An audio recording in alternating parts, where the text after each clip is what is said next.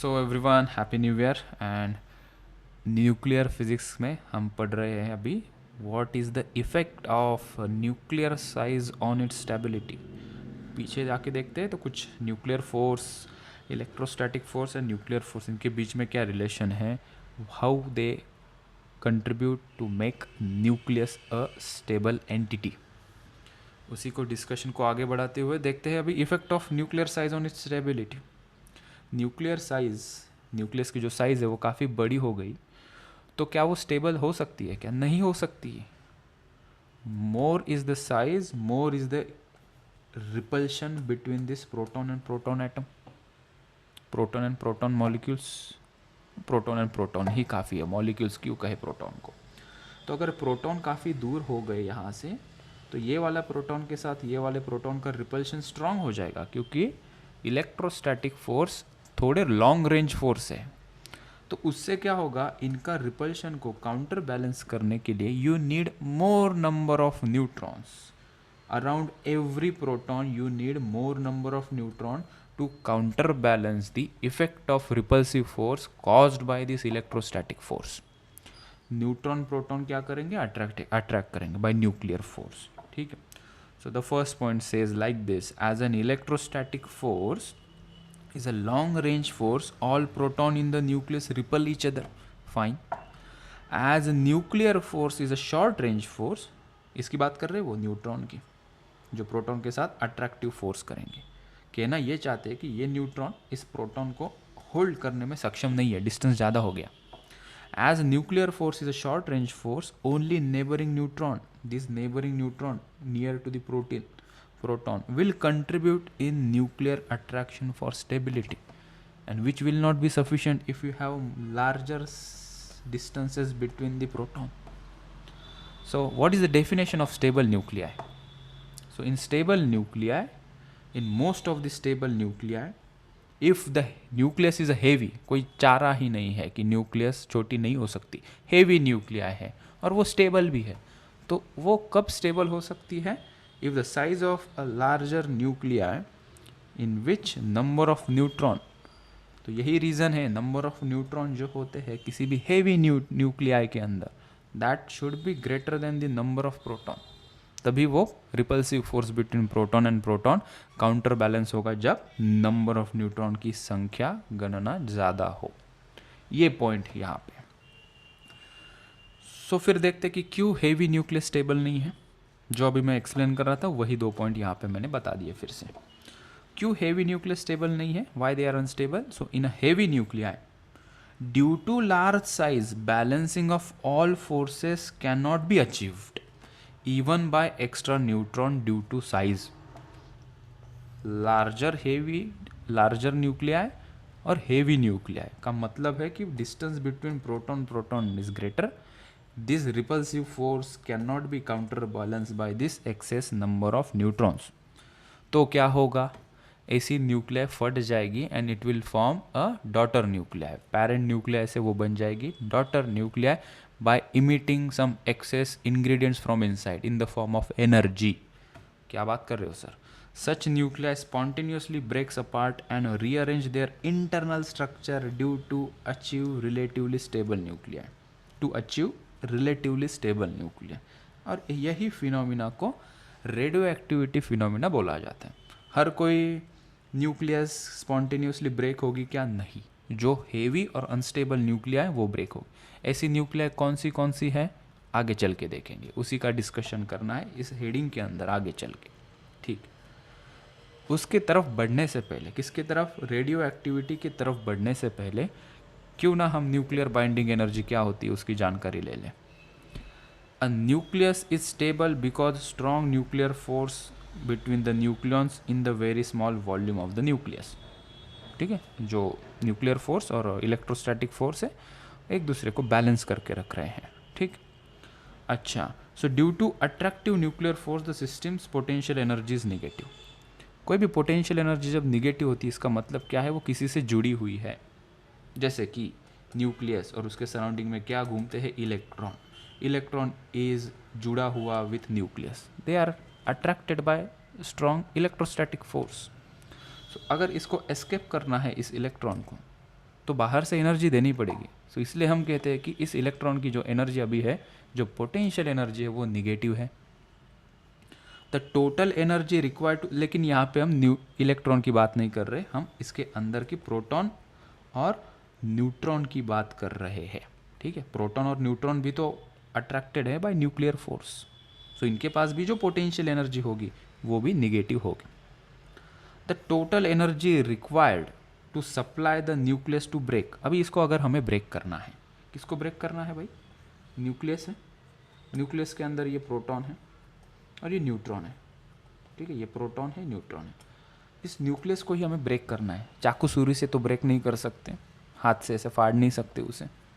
ठीक है, कोई डिवाइस लगेगा, उसके अंदर से कोई एनर्जी बाहर से डालनी पड़ेगी और इसके ऊपर हमें थ्रो करनी पड़ेगी।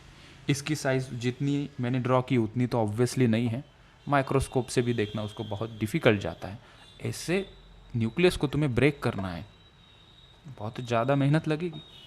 फिर भी हमने अभी इसको पूरा डिस्कवर कर लिया है, एक्सपेरिमेंटल से चीज़ें आ गई है, वही हम पढ़ रहे हैं। ठीक है, तो कितनी एनर्जी सप्लाई करोगे, उसका कैलकुलेशन तुम कैसे करोगे?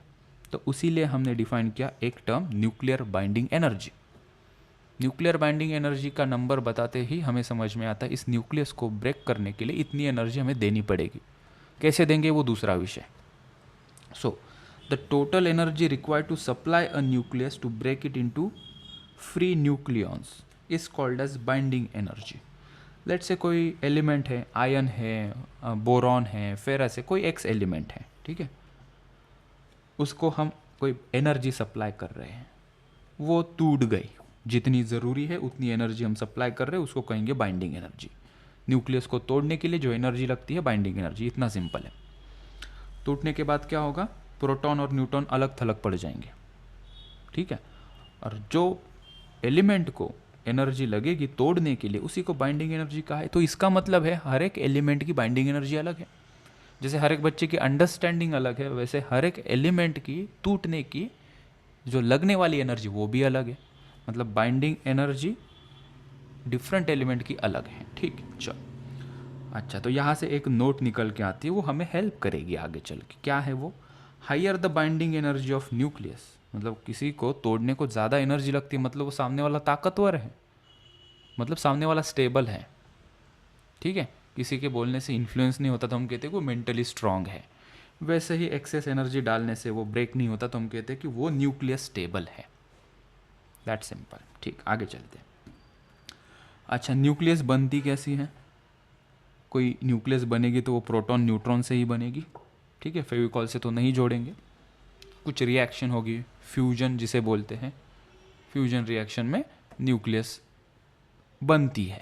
ठीक है, बाय प्रोटॉन एंड न्यूट्रॉन। ठीक है, तो अगर हम सिंपल लैंग्वेज में लिखना चाहेंगे कि न्यूक्लियस का फॉर्मेशन कैसा होता है, क्या बात कर रहे हैं? अभी तो तोड़ने की बातें चल रही थी। हाँ, तोड़ने की बातें चल रही थी, अभी जोड़ने की भी सुन लो। So in terms of its constituent, मतलब प्रोटॉन लिया मैंने, z नंबर ऑफ प्रोटॉन मेरे पास है, a minus Z number of neutron है, उससे एलिमेंट बन गया और कुछ एनर्जी लिबरेट हो जाती है, कुछ एनर्जी निकल जाती है। हाँ, चीज़ों को जोड़ने से एनर्जी निकलती है, एक्सोथर्मिक रिएक्शन इसे बोलते हैं। आएगी, अब सब चीज़ें आएगी आगे। ठीक, अच्छा, तो हमने कहा कि ये तो आपने नंबर ऑफ प्रोटॉन और नंबर ऑफ न्यूट्रॉन के टर्म में ये रिएक्शन लिखी। इसको और एक वे में हम लिखते हैं नंबर मास के हिसाब से, इन टर्म्स ऑफ मास, कि तुमने तो नंबर ऑफ प्रोटॉन लिए भाई इतने, उसका मास कितना है, तो इनटू मास ऑफ प्रोटॉन। आपने नंबर ऑफ न्यूट्रॉन इतने लिए, उनका मास कितना, तो मास ऑफ न्यूट्रॉन से उस नंबर को मल्टीप्लाई कर दो, तो इन टर्म्स ऑफ मास हमारे पास एक इसकी रिएक्शन आ जाएगी फॉर्मेशन की। ठीक है, और इसी को ही हम कहते हैं this is a nuclear reaction for formation of nucleus. ये बताना था, कोई रॉकेट साइंस नहीं बोलना था, बस इतनी सी बात बतानी थी कि रिएक्शन भैया ऐसे लिखती है।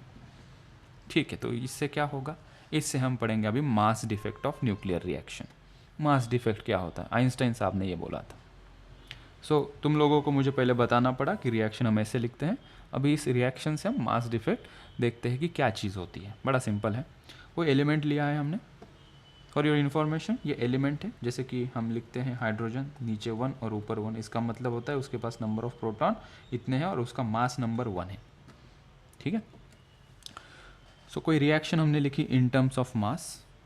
ठीक है, so what is Z, atomic number, what is A minus Z, it is nothing but number of neutron, mass से मल्टीप्लाई किया, number of constituent proton and neutron हमें मिल गए, इतने नंबर ऑफ प्रोटॉन न्यूट्रॉन लगे, इतनी न्यूक्लियस बनी और कुछ एनर्जी निकल के बाहर आई। कितनी एनर्जी निकली होगी, क्या मैथमेटिकली कैलकुलेट कर सकते हैं, या हर बार हमें कोई केमिकल रिएक्शन या न्यूक्लियर रिएक्शन करनी पड़ेगी? ठीक है, जैसे कि कोई प्रोडक्ट हम बनाते हैं, जैसे कि आईफोन हमें बनाना है, आईफोन ही क्यों, स्मार्टफोन हमें बनाना है, तो अगर वो फेंकने से टूटेगा ये चेक करना है, तो क्या हर एक फ़ोन हम फेंक के देखेंगे क्या? तो वैसे ही किसी एलिमेंट को तोड़ने के लिए या जोड़ने के लिए कितनी एनर्जी लगती है, क्या हमेशा हम एक्सपेरिमेंट करके रखेंगे क्या? नहीं, हम उसका मैथमेटिक्स निकालेंगे, कोई फॉर्मूला निकालेंगे, ताकि बिना एक्सपेरिमेंट किए भी हमारे पास उसका कैलकुलेशन रेडी हो और हम आगे की सोच सकें। सिमिलरली अगर यहाँ पे देखा जाए कि जब ये रिएक्शन होती है, इसको कहेंगे कि ये कंस्टिट्यूएंट, ठीक है, जैसे कि शक्कर, नमक, ये सब मिक्स करके फिर एक सब्जी बनी, ठीक है, वैसे ही दीज आर द कंस्टिट्यूएंट। मतलब इनका मास अगर हम देखें कि लेट्स से कि मैंने 3 ग्राम के प्रोटॉन लिए और 4 ग्राम न्यूट्रॉन लिए, ठीक है, इतना लेना, मतलब ये बहुत ही रफ सेंस में कह रहा हूँ, ठीक है, ऐसे नहीं होती रिएक्शन कि 3 ग्राम 4 ग्राम ये लिए, लेकिन समझाने के लिए समझो भाई, 3 ग्राम का मेरे पास क्या है, प्रोटॉन्स लिए मैंने, और 4 ग्राम के मैंने न्यूट्रॉन्स लिए, और मेरे पास न्यूक्लियस कितने मास की बननी चाहिए, 3 + 4 7, लेकिन वैसे नहीं हुआ, 6 ग्राम की मान लो एक न्यूक्लियस बनी। सो न्यूक्लियस का मास है 6 ग्राम, कितना हमने कंस्टिट्यूएंट डाला, 3 और 4 ग्राम का, बनना कितना चाहिए था, 7 ग्राम की न्यूक्लियस बननी चाहिए थी, 6 ही ग्राम की बनी। जो 1 ग्राम छूटा है, जो 1 ग्राम छूटा है, उसी की एनर्जी कन्वर्ट हुई है। आसमान से नहीं टपकेगी energy, conservation of energy law होगा, जितनी डालोगे उतना ही निकलेगा। 7 डाला, 6 निकला, और 1 ग्राम की बची हुई एनर्जी मिली, ठीक है, छुट्टे के ऐसे चॉकलेट दे देते वैसे एनर्जी मिल गई हमें, ठीक। तो हम यहाँ पे कहते हैं mass of nucleus formed is always less then mass of its constituent. जैसे कि प्रोटॉन प्लस न्यूट्रॉन का या न्यूक्लियन का मास देखोगे तो वो जो न्यूक्लियस फॉर्म हो रही है उससे कम होगा, इनका मास ज़्यादा होगा कंपेयर टू जो न्यूक्लियस फॉर्म हो रही है, ठीक है। तो बची हुई जो एनर्जी है ये इक्वेशन से हमें मिल सकती है, उसको हम कहते हैं मास डिफेक्ट। मास डिफेक्ट कैसे निकालना, उसको पहले तो लिखते हैं डेल्टा एम से। कैसे लिखते हैं, कंस्टिट्यूएंट साइड इसका कितना मास है ये यहाँ पे लिखा, माइनस जो न्यूक्लियस बनी है उसका मास सब्ट्रैक्ट कर दिया, जो बचा हुआ मास है उसी की तो एनर्जी बन रही है, जो बचा हुआ मास है वही तो एनर्जी में फॉर्म हो रहा है। तो ये जो बचा हुआ मास है that's a different mass between the product side and the constituent साइज, it's called as mass defect. तो इसकी डेफिनेशन भी लिख ली भाई, it is the mass that is transformed into energy during reaction. Einstein ने फिर ये बताया था डेल्टा ई, जो एनर्जी यहाँ पे जो बन रही है वो कैसे बन रही है, mass defect into speed of light का square. So E is equals to mc², ये वाला फॉर्मूला, ठीक। आगे चलते हैं, मास एनर्जी इक्विवेलेंस, मतलब अभी वो जो मास डिफेक्ट है उससे कितनी एनर्जी क्रिएट हो रही है, ऐसा कुछ रिलेशन होगा कि हमने कहा है, हेडिंग लगा दिया मास एनर्जी इक्विवेलेंस। जनरली क्या होता है, generally atomic and nuclear masses are measured in atomic mass unit, AMU में हम डिफाइन करते, केजी में या ग्राम में हम डिफाइन नहीं करते, वो जस्ट एग्जांपल के तौर पे मैंने 3 ग्राम और 4 ग्राम का एग्जांपल लिया था, लेकिन ये काफ़ी छोटे होते हैं ना साइज़ में, तो इनका मास भी काफ़ी छोटा होगा, तो हमने कहा कि केजी इनके लिए बड़ा यूनिट हो जाएगा, AMU बोल के कोई यूनिट होता है उसको डिफाइन कर देते, पहले हमने डिफाइन कर लिया इसे, यहाँ पे फिर से मैंने बता दिया। So 1 AMU is equals to 1.656 into 10⁻⁻27 kg, ये याद रखो, न्यूमेरिकल में हेल्प करेगा। अच्छा, सो इन न्यूक्लियर रिएक्शन अगर एक AMU का मास डिफेक्ट है, ये जो मास डिफेक्ट है अगर वो 1 AMU का है तो 1 AMU से कितनी एनर्जी क्रिएट होगी, या ये 1 AMU का मास डिफेक्ट कितने एनर्जी में कन्वर्ट होगा, ट्रांसफॉर्म होगा, तो हमने यहाँ पे निकाला। वो यूज़फुल रिलेशन हमें हेल्प करेगा क्योंकि बार बार कैलकुलेशन ना करने पड़े हमें, ठीक है। So delta is equals to delta mc², ये इक्वेशन दिया था, कितने का मास डिफेक्ट है, 1 AMU का। Let's calculate in kg first, तो हमने यहाँ पे kg लिखा, 1.656 इंटू 10⁻⁻27 c², 3 इंटू 10⁸ का स्क्वायर। इसका जो आंसर आएगा वो आएगा जूल में, ठीक है, लेकिन एनर्जी हमें इलेक्ट्रॉन वोल्ट या मेगा इलेक्ट्रॉन वोल्ट में चाहिए होती है, जो एनर्जी हमारे पास होती है वो हमें मेगा इलेक्ट्रॉन वोल्ट में चाहिए होती है, ठीक है। सो हमने इसको डिवाइड कर दिया 1.6 इंटू 10⁻⁻19 से, तो जूल कन्वर्ट हो गया इलेक्ट्रॉन वोल्ट में, ठीक है। So this is how we calculate how much mass has been converted into energy, ठीक है। Just a second. So let's define now binding energy per nucleon. Binding energy per nucleon, binding energy समझ गए हम। अभी एक nucleon को extract करने के लिए, स्प्लिट करने के लिए कितनी एनर्जी देनी पड़ेगी, तो हमें पता है बाइंडिंग एनर्जी एलिमेंट को देनी पड़ती है, उसको डिवाइड कर देंगे मास नंबर से, तो हमें मिल जाएगी बाइंडिंग एनर्जी पर न्यूक्लियन। इसको लिखेंगे binding energy upon A is a symbolical representation for mass number, ठीक। If delta M is the mass defect for the formation of this element, delta M is mass defect, वो mass defect से क्या होगा, हमें energy मिलेगी कि कितनी energy इसको ये कन्वर्ट होगी मास से एनर्जी में, ठीक है। तो बाइंडिंग एनर्जी पर न्यूक्लियन को हमने लिखा, इस बाइंडिंग एनर्जी को delta M C square, delta M into C square, formula भी देखा ना हमने, delta E is equals to delta M C square, that delta is nothing but binding energy for that element which is equal to mass number. So this is the energy required to remove nucleon from the nucleus. Nucleon को remove करने के लिए भी कितनी energy लगेगी, 10 nucleon 15 nucleon होंगे, तो उस मल्टीपल में हमें एनर्जी को बढ़ाना पड़ेगा, ये इसका मीनिंग होगा।